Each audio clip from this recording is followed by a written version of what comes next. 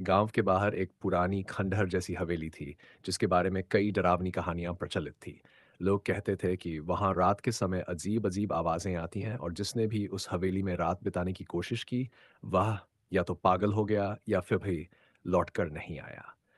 एक दिन चार दोस्त रोहन, अमन, सीमा और नेहा इस रहस्य को सुलझाने के लिए हवेली में जाने का निश्चय करते हैं। गांव के बुजुर्गों ने उन्हें बहुत मना किया, लेकिन युवाओं को भला किसकी परवाह थी।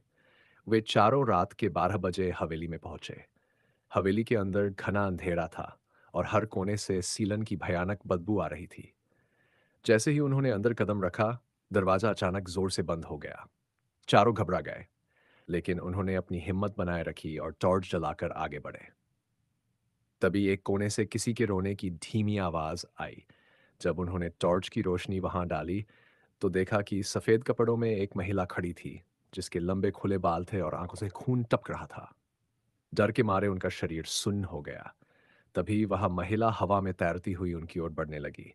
अचानक हवेली की दीवारों से भूतिया हंसी की आवाजें आने लगीं। रोहन ने हिम्मत करके पूछा, तुम कौन हो? महिला की आवाज गूंजी, यह मेरी हवेली है।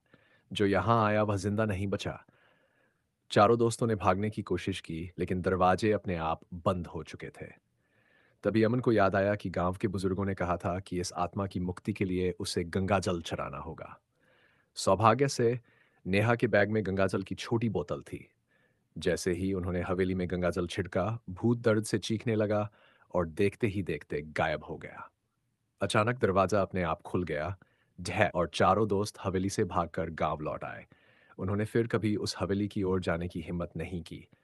कहते हैं उस दिन के बाद हवेली में कोई अजीब घटनाएं नहीं हुई, लेकिन अब भी गांव वाले रात को वहां जाने से डरते हैं, क्योंकि कौन जानता है, भूत वापस आ सकता है।